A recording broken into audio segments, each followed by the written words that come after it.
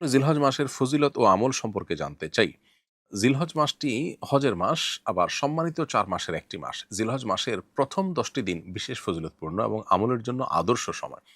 রমাদানের পর সবচেয়ে মোক্ষম এবং সবচেয়ে বড় ইবাদতের মৌসুম হলো জিলহজের প্রথম ১০টি দিন। আমাদের সমাজে সাধারণত গরু ছাগলের হাট এবং গরু ছাগলের আনাগোনা ছাড়া এই ১০ দিন আমরা তেমন কোনো আমলের প্রস্তুতি, প্রিপারেশন বা আমলের পরিবেশ, আবহাওয়া আমরা দেখতে পাই না। অথচ সাহাবা একরাম জিলহজের প্রথম দশক আসলে বাজারে গিয়ে তারা উচ্চস্বরে তাকবীর পাঠ করতেন, আল্লাহু আকবার, আল্লাহু আকবার, লা ইলাহা ইল্লাল্লাহ, আল্লাহু আকবার, আল্লাহু আকবার, লিল্লাহিল হামদ। নবী আলাইহিস সালাম বলেছেন, মা মিন আইয়ামিন আল আমালুস সালিহ ফিহিন্না আহাব্বু ইলাল্লাহ মিন হাযিহিল আইয়াম।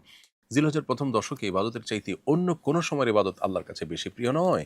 এমনকি কোনো লোক যদি আল্লাহর রাহে জেহাদে যান, তিনি যদি যান মাল সবকিছু উৎসর্গ করে ফেলেন, তার কথা ভিন্ন। এছাড়া অন্য যে মানুষগুলো জিহাদে শামিল হয়েছেন তাদের চাইতেও, সেখানে সে আমল করার চাইতেও বা সে শামিল হওয়ার চাইতেও জিলহজের প্রথম দশকের আমল আল্লাহর কাছে বেশি প্রিয়। আল্লাহ রাব্বুল আলামিন কোরআনে কারিমে আল ফজর ওয়াল লাইলিন আশ, ফজর এবং ১০টি রাতের শপথ করেছেন। এই শপথ দ্বারা কি বোঝানো উদ্দেশ্য, সেখানে আব্দুল ইবনে আব্বাস রাদিয়াল্লাহু তাআলা আনহু সহ বিশ্ববিখ্যাত যত মুফাসসির আছেন, সালাফ আছেন, তাদের বেশিরভাগের মন্তব্য হলো এর মাধ্যমে জিলহজের প্রথম ১০টি রাতকে বোঝানো হয়েছে। এজন্য জিলহজের প্রথম ১০টি দিন এবং রাতের তাৎপর্য অপরিসীম। এই দিনগুলোতে আমাদের প্রথমত বেশি বেশি নেক আমল করার চেষ্টা করা উচিত। কারণ বুখারীর হাদিস আমরা একটু আগে জানলাম যে এই দিনের আমল আল্লাহর কাছে সবচেয়ে প্রিয়। যেকোনো রুটিন আমল বা যেকোনো ভালো আমলগুলো পরিমাণে আমরা বাড়িয়ে দিব ইনশাআল্লাহ।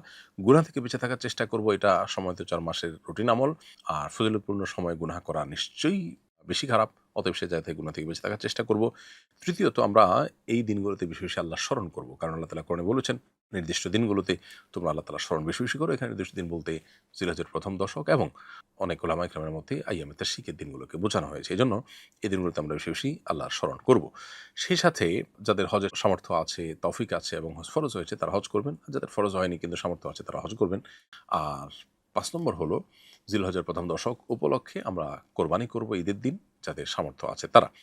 এর বাইরে যারা কোরবানি করতে চান তারা কোরবানি মাসের চাঁদ অর্থাৎ জিলহজের চাঁদ উদিত হওয়ার পর থেকে নিয়ে জিলহজের ১০ তারিখ অর্থাৎ ঈদের দিন কোরবানির আগ পর্যন্ত চুল নখ ইত্যাদি কাটা থেকে বিরত থাকবেন। অর্থাৎ চাঁদ ওঠার আগে আগে চুল নখ কেটে ফারেক হয়ে যাবেন এবং ঈদের পর, কোরবানির পর তিনি চুল নখ ইত্যাদি কাটতে পারেন। ৭ নম্বর হলো এই দশকে বেশি বেশি করে তাকবীর, তাহমিদ, তাহলিল পাঠ করা, আল্লাহু আকবার, আল্লাহু আকবার, লা ইলাহা ইল্লাল্লাহ, আল্লাহু আকবার, আল্লাহু আকবার, ওয়া লিল্লাহিল হামদ বেশি বেশি পাঠ করা রাতে, দিনে, উঠতে বসতে। এটা ১০ দিন ধরে প্রযোজ্য আমল। তবে এর স্পেশাল আরেকটা ভার্সন আছে যেটাকে আমরা ৮ নম্বর আমল বলতে পারি। সেটা হলো আইয়ামে তাশরিক অর্থাৎ জিলহজের ৯ তারিখ ফজরের পর থেকে নিয়ে শুরু করে আইয়ামে তাশরিকের শেষ দিন আসর পর্যন্ত অর্থাৎ ১৩ জিলহজ আসর পর্যন্ত প্রত্যেক নামাজের পর নারী পুরুষ সবাই যার যার জায়গা থেকে একবার করে এই তাকবীর, তাহমিদ, তাহলিল অর্থাৎ আল্লাহু আকবার, আল্লাহু আকবার, লা ইলাহা ইল্লাল্লাহ, আল্লাহু আকবার, আল্লাহু আকবার, লিল্লাহিল হামদ এটা পাঠ করব আমরা ইনশাআল্লাহ তাআলা। এর বাইরে প্রথম ৯ দিন রোজা রাখার বিষয়টিও বিভিন্নভাবে এর ফজিলত সাব্যস্ত আছে বিধায় প্রথম ৯ দিন সমগ্র রোজা রাখা। তবে যারা হাজী সাহেব তাদের জন্য নবম দিন রোজা রাখা অনুমোদিত নয়।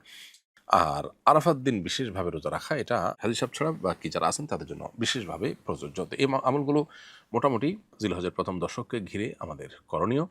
এর মধ্যে তাকবীর, তাশরিক, তাকবীর, তাহমিদ, তাহলিল অর্থাৎ আল্লাহু আকবার, আল্লাহু আকবার, লা ইলাহা ইল্লাল্লাহ, আল্লাহু আকবার, আল্লাহু আকবার, ওয়া লিল্লাহিল হামদ এটা বেশি বেশি করে বিস্তার করা, সমাজে প্রচার করা এটা আমাদের কর্তব্যের অংশ।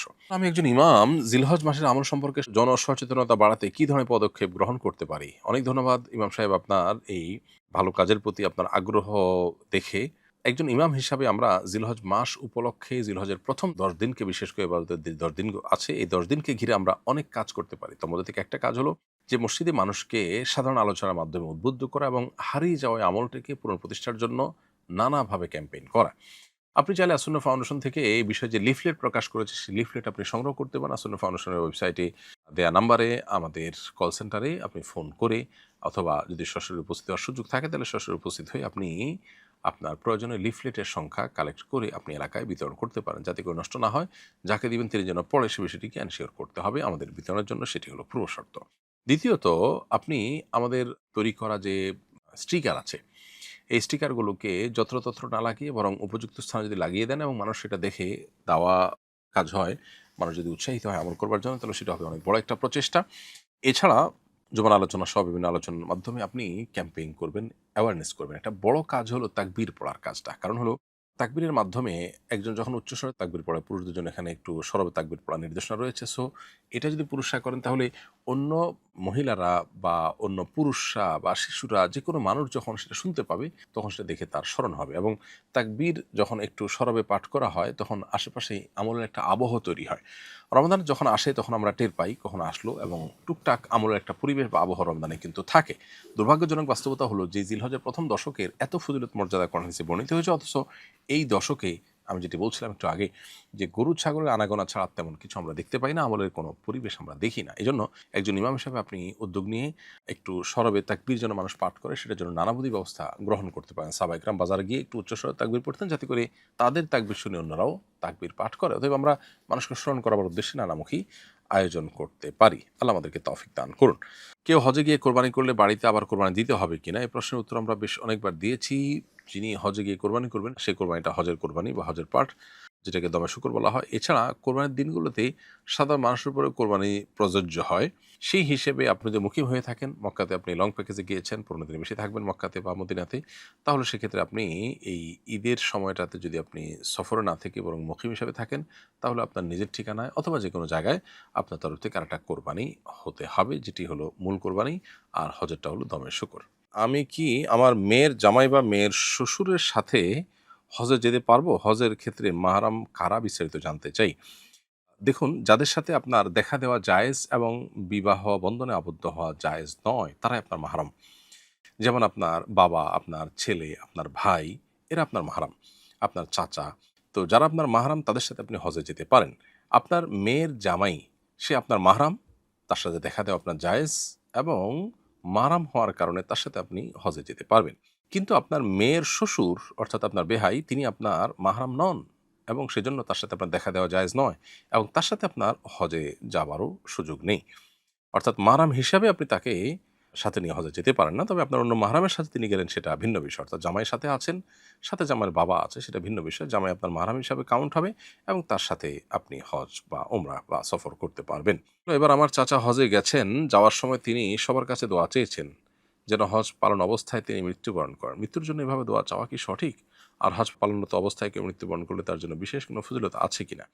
এক ব্যক্তি নবী করিম সাল্লাল্লাহু আলাইহি সাল্লামের সময়ে আরাফাতে তিনি শাহাদাত বরণ করেছেন। নবী করিম সাল্লাল্লাহু আলাইহি সাল্লাম বলেছেন যে এহরামে তিনি হজের মৃত্যু হয়েছে, এই এহরাম নিয়ে তিনি কিয়ামতের ময়দানে উঠবেন, তার মুখ ঢাকতে তিনি নিষেধ করেছিলেন। এহরামরত ব্যক্তির যেহেতু মুখ ঢাকতে হয় না। এখান থেকে হজরত অবস্থায় মৃত্যুবরণ করলে তার ফজিলত স্পষ্ট বোঝা যায় যে এর মাধ্যমে আল্লাহ তাআলার কাছে তিনি বিশেষ সওয়াব এবং রিওয়ার্ড পাবেন। এটি ভিন্ন বিষয়। তবে হজ করতে যাচ্ছি আমি, যেন আমার হজেই মৃত্যু হয়, এই হজে যেন আমি মারা যাই, এরকমটি চাওয়া জায়েজ নয়। কারণ এটা মৃত্যু কামনা করার শামিল। বিধায় আমার এইবারই যেন মৃত্যু হয়ে যায় এরকমটি দোয়া করা উচিত না। তবে হ্যাঁ, আল্লাহ আমি নেক আমল করতে, করতে হজে সিজদারত অবস্থায় যেন আমার মৃত্যু হয়, এরকম জেনারেল দোয়া করা যেতে পারে। কারণ যে ব্যক্তি হজরত অবস্থায় মারা যাবে সে তালবিয়া পাঠ করতে, করতে কিয়ামতের ময়দানে আল্লাহর সামনে উঠবেন। আসুন্নাহ ফাউন্ডেশন, উম্মার স্বার্থে সুন্নাহর সাথে।